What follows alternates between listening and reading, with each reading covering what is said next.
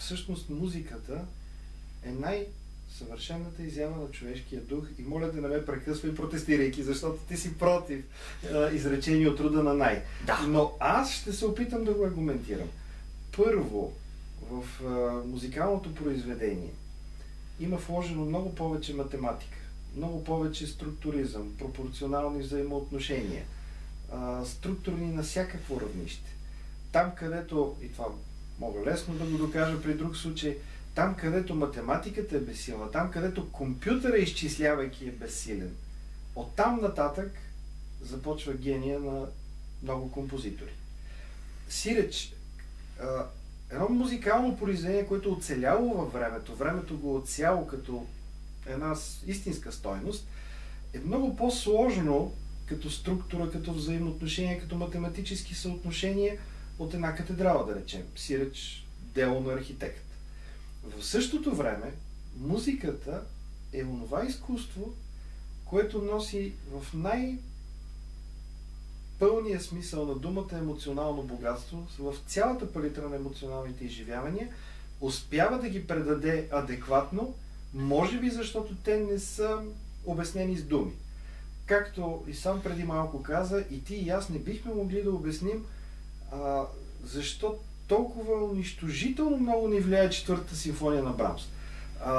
Този език в края на 19 век, особено в късния немски романтизъм, или както ще да наречем от естетическа гледна точка, този богат език на смесени състояния, усмивка през сълзи, светлосенки, той е толкова богат и сложен, че той дори не подлежи на описание с думи.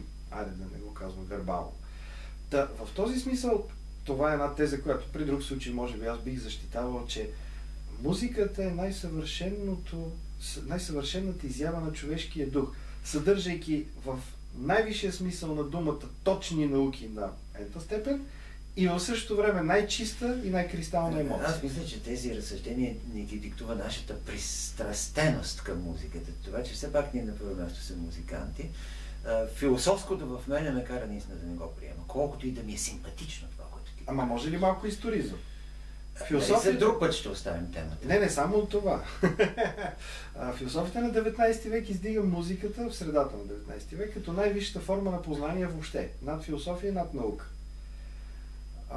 Мен не ми е известно някой след това да се е сетил да каже, че това не е така. Има нещо друго, което е по-висша форма.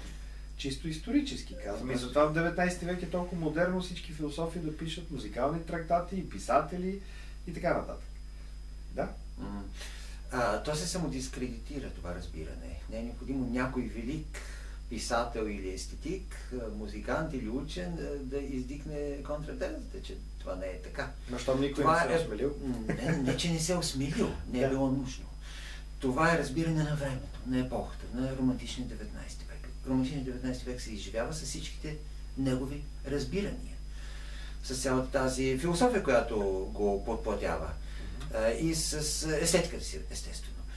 Не е необходимо това да се прави. Това е очевидно. Съвременният човек звучи...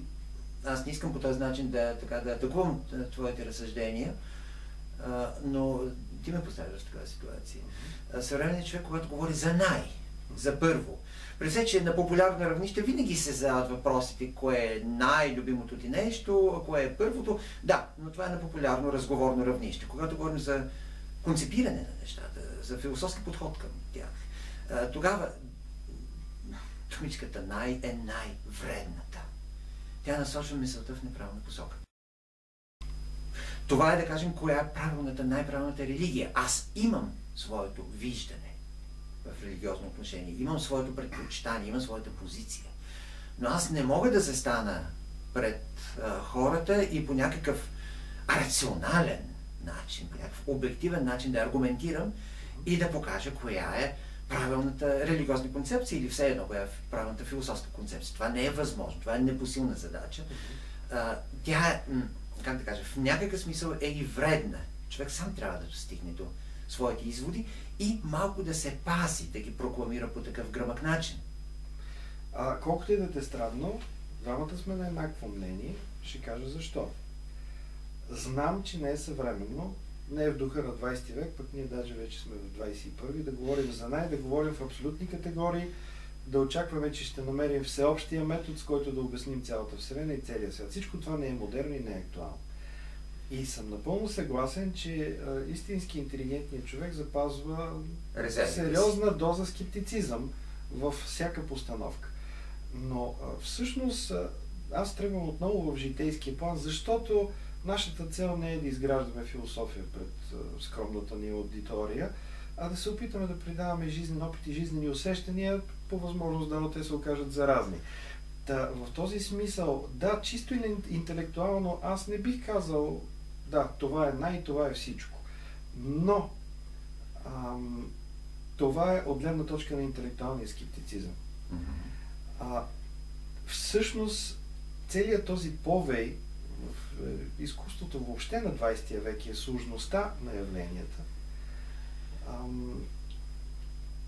Бих дал един пример. Човека на 19 век обича истински, мрази истински, искрено, бих казал, не истински, искрено. Това не му пречи, ако днес обича с огромна страст, утре да мрази със същата страст, но във всеки един момент той искрен и си вярва. Докато в късния 19-20 и в нашето съвремие всичките тези чувства са някак си... Нивелирани. Не само нивелирани, с едно на ум. Да, аз в момента, примерно, съм много влюбен, искрено влюбен, но аз знам, че скоро ще ми мине. Добре, ако искаш да бъдем романтици, да. За да стане музиката отчасти толкова симпатична, близка и желана, колкото е на нас, тогава аз приемам идеите ти. Чудесно. Дано със същата лекота и нашата аудитория се съгласява с нас. Но разбира се, ние ще дадем възможност всеки да не е съгласен, да ни пише и ние да се опитваме да отговаряме.